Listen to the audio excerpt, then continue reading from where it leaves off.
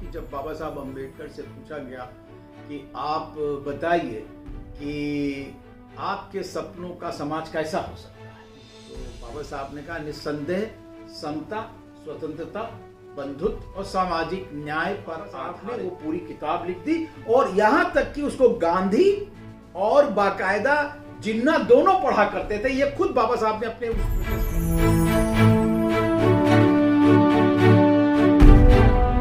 जय भीम।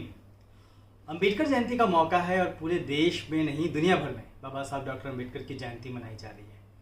इस बीच में पिछले एक दशक में बाबा साहब का बड़े पैमाने पर राजनीतिकरण हुआ है और तमाम लोग जो बाबा साहब का नाम लेने से हिचकते थे वो उनकी तस्वीरों पे मालाएं चढ़ा रहे हैं, उनके बड़े बड़े उनके नाम पे हॉल बनाए जा रहे हैं। और यहाँ तक कि एक पार्टी ने तो भी हाल ही में यह डिक्लेयर किया कि उसकी पार्टी के बैनर पे बाबा साहब डॉक्टर अंबेडकर की तस्वीर रहेगी। जो बाबा साहब डॉक्टर अंबेडकर का राजनीतिकरण हुआ है काफ़ी तेज़ी से पिछले वक्त से काफ़ी बढ़ा है, उसके मायने क्या हैं और जो अंबेडकरी समाज है, बाबा साहब डॉक्टर अंबेडकर को मानने वाला समाज है, उसको इसे कैसे देखना चाहिए।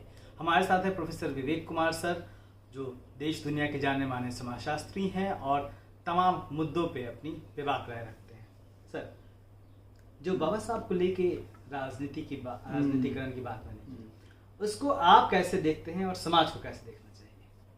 हम आज देख रहे हैं कि बाबा साहब की जयंती मनाने की होड़ लग गई है और ये बहुत पहले से होता रहा। सन 70-80 के दशक में भी हम लोगों ने देखा कि किस प्रकार हर एक पॉलिटिकल पार्टी बाबा साहब के लिए होर्डिंग लगाने लगी है और वो मानने लगी। तो बाबा साहब को मानना और बाबा साहब की मानना, ये इसमें हमें अंतर करके देखना चाहिए।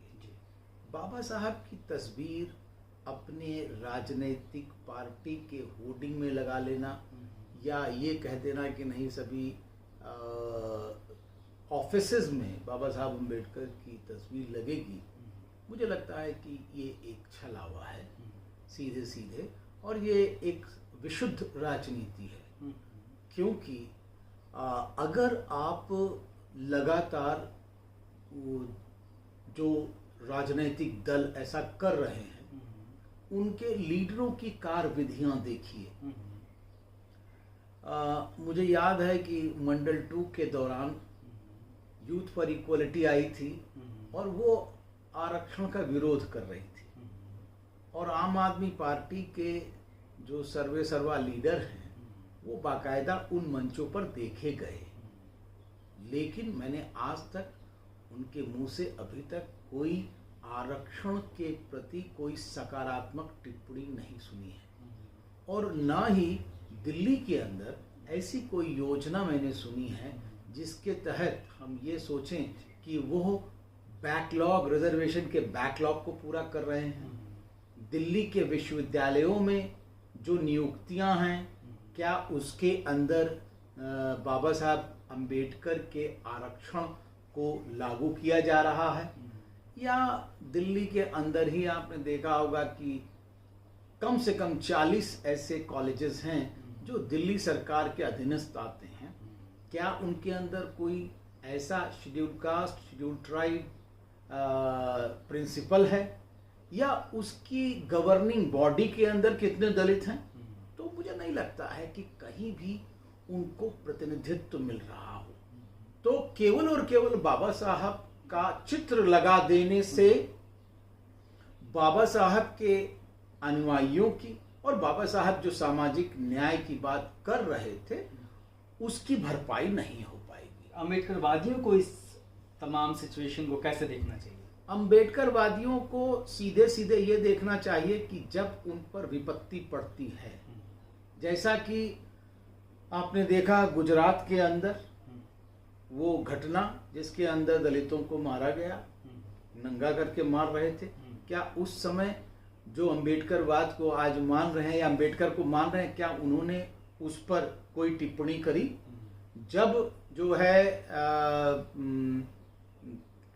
2 अप्रैल की घटना हुई, क्या उस पर कोई टिप्पणी हुई?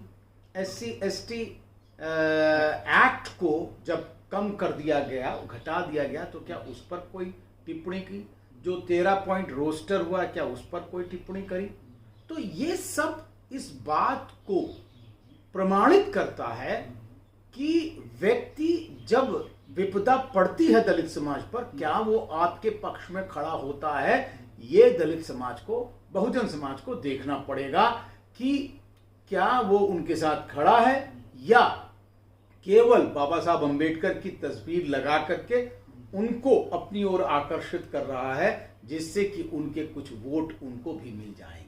तो ये विशुद्ध राजनीति का केस है, इसको हमें बहुजन समाज को समझाना चाहिए। सर, अंबेडकरिज्म की कई तरीके से व्याख्या होती है, लोग अपने अपने तरीके से बातें कहते हैं। आपकी नज़र में अंबेडकरवाद क्या है?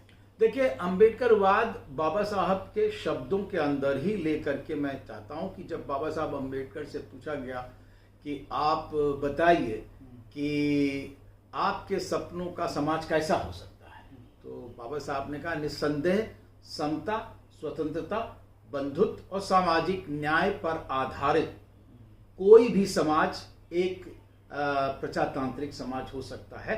ऐसे समाज की मैं कल्पना करता हूं। तो मुझे लगता है कि बाबा साहब के द्वारा अगर हम उनको पढ़ें तो हमें पता चलता है कि बाबा साहब अंबेडकर ने जो अंबेडकरवाद की एक संकल्पना रखी, उसके अंदर समता, स्वतंत्रता, बंधुत्व और सामाजिक न्याय का मिश्रण था। उस आधार पर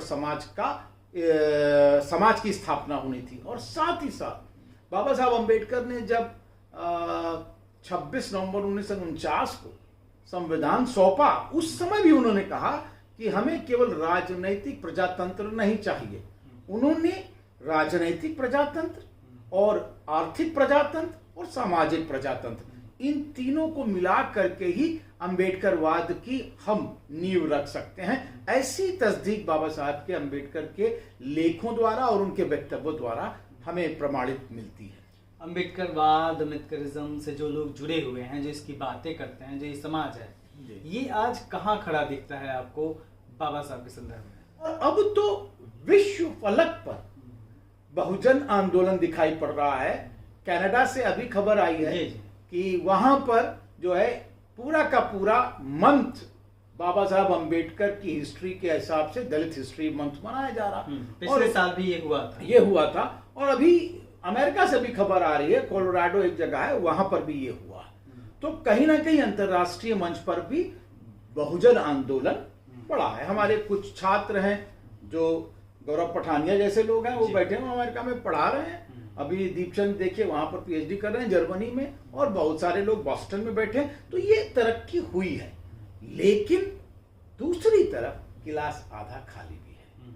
जैसे कि हम नेशनल क्राइम रिकॉर्ड ब्यूरो का आंकड़ा ले लें तो उसके हिसाब से हर दिन 125 वारदातें ज्यादतियों की दलितों पर सवर्णों द्वारा होती हैं। मोछ बढ़ाने पे मार दिया जाता है, और दूसरी तरफ घोड़े पर पीठ पर बैठने से बारात मना कर दी जाती है, और 4 दलित महिलाओं का डेली रेप हो रहा है। करीब करीब 12 ग्रीवियस हर्ट की वारदातें हो रही हैं। जो आरक्षण लगा हुआ था वो पूरा नहीं हो पाया, चाहे क्लास 1 हो, क्लास 2 हो, क्लास 3 हो। तो कहीं ना कहीं एक तरफ सामाजिक न्याय की दरकार है और दूसरी तरफ वो मेहनत मशक्कत से बना। तो मैं कहूंगा it is a mixed baggage. ये मिली जुली एक प्रक्रिया मुझे दिखाई पड़ रही है वर्तमान समय में। आप बाबा साहब जैसा अपने समाज को बनते हुए देखना चाहते थे, और देश के भीतर जिस तरीके से वो वंचितों का प्रतिनिधित्व चाहते थे, उस मायने में अगर हम देखें तो कहाँ तक हम पहुंचे हैं? बाबा साहब के सपनों का समाज बना पाए हैं, और क्या होना बाकी है, और हमें क्या करना चाहिए? देखिए, ये बहुत बड़ा प्रश्न है अशोक जी, और इस पे बहुत मुझे लगता है शोध और रिसर्च करने की आवश्यकता है। लेकिन मैं इतना जरूर कह रहा हूं कि जो बाबा साहब ने अपने एक संवैधानिक धरातल पर सामाजिक न्याय की जो बिसात बिछाई थी, और सामाजिक न्याय के साथ साथ बाबा साहब अम्बेडकर ने जो मौलिक अधिकार थे उनकी बात कही थी, मुझे लगता है उसमें कहीं ना कहीं प्रजातंत्र के अंदर डेफिसिट है। अभी उस प्रकार का जो बाबा साहब अम्बेडकर संवैधानिक आधार पर जो कॉन्स्टिट्यूशनल मोरालिटी, संवैधानिक नैतिकता की जो बात कर रहे थे, कहीं ना कहीं उसमें अभी कमी है। और इसलिए भारतीय समाज के अंदर वो जो एक खुशी की, जिसको हम लोग कहते हैं आजकल एक आ गया है, पहले आता था ह्यूमन डेवलपमेंट इंडेक्स, HDI आता था, अब आया है ह्यूमन हैप्पीनेस इंडेक्स। तो कहीं ना कहीं इस बात को प्रमाणित कर रहा है, चाहे वो 81 करोड़ या 85 करोड़ लोग केवल 5 किलो अनाज पर जी रहे हों और वो रेखा के नीचे आ गए हों, और दूसरी तरफ हैप्पीनेस इंडेक्स में हम 120 या 22 पादान पर हैं, तो कहीं ना कहीं उसमें ये दिखाई पड़ता है कि बाबा साहब अंबेडकर के सपनों का भारत सामाजिक न्याय और संवैधानिक व्यवस्था पर और मौलिक अधिकारों पर बनना अभी बाकी है।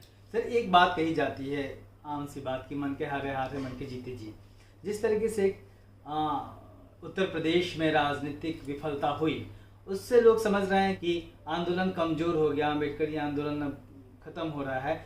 उसके बारे में क्लियर करिए। नहीं, बिल्कुल मैं उसके बारे में इतना मुतमईन हूं कि मुझे रहीम का दोहा याद आता है, कै रहीम कैसे निभे केर बेर के संग, कै रहीम कैसे निभे केर बेर के संग, वो तो झूमत आपनो फाटत उसके अंग। तो आपका जिस प्रकार का समाज होगा और जिस प्रकार की उसमें अर्थव्यवस्था, राजनीतिक व्यवस्था, सामाजिक व्यवस्था होगी, उसी प्रकार आपकी राजनीति बनेगी। क्योंकि राजनीति को हम लोग पूरा अपने आप में मुकम्मल सब सिस्टम नहीं मानते, वो पार्ट है एक सिस्टम का, या आंदोलन का भी। आंदोलन का ये मैं नहीं, सिस्टम में समाज का कह रहा हूं। क्यों कह रहा हूं, आप ये देखिए कि आप लॉ एंड ऑर्डर की बात कीजिए, भाई बहन जी का लॉ एंड ऑर्डर तो बहुत अच्छा रहता था, तो लॉ एंड ऑर्डर पे अगर चुना जा रहा था तो उनको क्यों नहीं चुना गया? किसानों का अगर मूल्य बना रहे थे तो किसानों का मूल्य भी बहन जी ने सबसे ज्यादा बढ़ाया था। यहां तक कि जो विजन की बात कर रहे हैं लोग कि विकास के विजन की बात कर रहे हैं, तो बहन जी का विकास का विजन भी बहुत सही था, और विश्वविद्यालयों से लेकर के और सुपरफास्ट जो एक्सप्रेस था वो भी बनवाया उन्होंने। तो आखिर ऐसी कौन सी वजह थी जो सवर्ण समाज 90 से 92% भाजपा को वोट देता है? ये कौन सा? इसका मतलब ये हुआ कि बहन जी को वो लीडर मानने के लिए तैयार नहीं है, और इसलिए कहीं ना कहीं वो दूसरी तरफ गया। यद्यपि प्रबुद्ध वर्ग सम्मेलन के अंदर उनको बाकायदा पास लाने की कोशिश की गई। दूसरी तरफ अगर आप लॉ एंड ऑर्डर के साथ साथ सांप्रदायिकता को कंट्रोल देखें तो बहन जी के समय में बहुत तगड़ा था, उसमें सांप्रदायिक दंगे नहीं हुए थे, और अकलियत समाज को रिप्रेजेंटेशन देने की बात कही हो तो उसके अंदर बाकायदा सैकड़ों टिकट दिए गए। मैं सर ये समझना चाह रहा था कि अगर राजनीतिक विफलता हुई भी है तो उसको पूरा आंदोलन तो नहीं माना जा सकता ना, वो तो पार्ट है। हाँ नहीं, मैं इसलिए कह रहा था अशोक जी कि आप अगर विफलता की हम बात कर रहे हैं तो हमें विफलता के मापदंडों को भी रेखांकित करना पड़ेगा कि आखिर ये ऐसी कौन सी व्यवस्था है जिसके तहत लीडर मानने के लिए तैयार नहीं हो रहा है, और जबकि हम प्रतिनिधित्व दे रहे हैं, लेकिन और पूरा समाज किस तरह भाव विह्वल था, चाहे वो गरीबी हो, चाहे वो भुखमरी हो, चाहे वो कोरोना हो, चाहे वो किसान का आंदोलन हो, चाहे वो मवेशियों का उत्पाद हो, सब तरह से जो था समाज बाकायदा उद्वेलित था, और उसके बावजूद वो नहीं चुनता है। तो कहीं ना कहीं हमें इसकी भी पड़ताल करनी पड़ेगी। उसी के बरक चन्नी को देख लीजिए, चन्नी के लिए तो सब कुछ था, चन्नी क्यों हार जाता है? वहां पर लोग कह रहे हैं जाटों ने वोट नहीं दिया, तो इसका मतलब अभी भी भारतवर्ष में एक चीज है जो है जाति व्यवस्था, जाति मानसिकता। वो क्या लीडर मानने के लिए तैयार है? आप कहेंगे कि 2007 में मान तो लिया था, तो मैं कहूंगा कि हो सकता है कि 2007 में एक नारा भी लग रहा था, चढ़ गुंडन की छाती पे मोहर लगेगी हाथी पे। तो हो सकता है वो इसलिए चुन लिया गया हो कि भाई नहीं हमें बचना है, इसलिए यही बचा सकते हैं, तो लेकिन लीडर मान लिया हो, ऐसा सच नहीं हो सकता। तो इसलिए इस बात को हमें देखना पड़ेगा कि जब हम राजनीतिक विफलता कह रहे हैं तो क्या वह केवल और केवल अपने दल के कारण हुई है कि सामाजिक परिस्थिति के कारण, चाहे वो आर्थिक हो, जैसा कि मैंने बताया राजनीतिक की बदली हुई परिस्थितियों, इन सब के कारण भी हो सकती है। लेकिन आप बिल्कुल सही कह रहे हैं कि केवल पूरे के पूरे अंबेडकरी आंदोलन को या बहुजन आंदोलन को राजनीति तक सीमित नहीं किया जा सकता। वो उसका एक अंग है, बाकी उसके बहुत सारे और अंग हैं जो आंदोलन आगे कर रहे हैं। हाँ सर, आखिरी सवाल, दुनिया भर में जिस तरीके से अम्बेडकर जयंती मन रही है, आपने दो देशों का जिक्र किया, और जिस तरीके से बाबा साहब की स्वीकृति लगातार दुनिया भर में बढ़ रही है, वो कितना इम्पोर्टेंट है और उससे एक क्या इस समाज को क्या हासिल होने वाला है? नहीं, मुझे लगता है कि बाबा साहब अंबेडकर की स्वीकार्यता का एक बहुत बड़ा प्रमाण है कि विश्व के 9 विश्वविद्यालयों में बाबा साहब की मूर्ति लगना, चाहे कोलंबिया विश्वविद्यालय से शुरू हुआ हो, लंदन स्कूल ऑफ इकोनॉमिक्स में लगा हो, चाहे साइमन फ्रेजर यूनिवर्सिटी जो कनाडा में है, यॉर्क यूनिवर्सिटी कनाडा में है, अमेरिका के बॉस्टन यूनिवर्सिटी, बॉस्टन में मैसेच्यूसेट्स में है, और क्वींसलैंड के अंदर है, कोइजाना जापान के अंदर, तो लगातार बाबा साहब अंबेडकर की मूर्तियां लग रही हैं। और उनके द्वारा जो उनकी राइटिंग एंड स्पीचेस हैं वो विश्व के अंदर हर लाइब्रेरी के अंदर आज मौजूद हैं। और जो लोग रिसर्च कर रहे हैं, जैसे कि एक कोजिमो जेने हैं, लंदन स्कूल ऑफ इकोनॉमिक्स से, उन्होंने एक किताब लिखी जिसमें कंपेयर किया इटली के समाजशास्त्री एंटोनियो ग्रामशी को और बाबा साहब अंबेडकर को। दूसरी तरफ कैलिफोर्निया के हिस्टोरियन है पेरी एंडरसन, वो इंडियन आइडियोलॉजी जब किताब लिखते हैं तो उस किताब में कहते हैं कि बाबा साहब को पढ़ना दूसरे ही स्वर्ग में पहुंच जाना। इस प्रकार के उन्होंने उदाहरण प्रस्तुत किए हैं, चाहे वो एक्टन हो, चाहे वो रेनन हो, इस प्रकार के। और इसलिए बाबा साहब अंबेडकर की उन्होंने कहा जो किताब थी पाकिस्तान और पार्टीशन ऑफ इंडिया, वो इतनी मुकम्मल किताब थी, पूर्ण किताब थी कि उस समय किसी और ने ये तस्वीर भी नहीं किया था कि भारत का पार्टीशन हो सकता है। बाबा साहब ने वो पूरी किताब लिख दी, और यहां तक कि उसको गांधी और बाकायदा जिन्ना दोनों पढ़ा करते थे। ये खुद बाबा साहब ने अपने उस प्रेफेस में लिखा। तो इस प्रकार का जो उनका इंटेलेक्चुअलिज्म है, दानीश्वरी है, जो उनका बुद्धिजीविता है, वो आज समग्र भारत ही में नहीं बल्कि विश्व में पहुंच रही है। और इसलिए बाबा साहब अंबेडकर केवल और केवल जो है वो भारत रत्न नहीं है, अब तो विश्व रत्न बनते चले जा रहे हैं। सर बहुत बहुत धन्यवाद आपका। धन्यवाद। और आप सभी को अंबेडकर जयंती की बहुत सारी मंगल कामनाएं। मंगल कामनाएं आपको, और इसी प्रकार हम लोग जो है आगे बढ़ते रहेंगे, ये मेरी कामना है।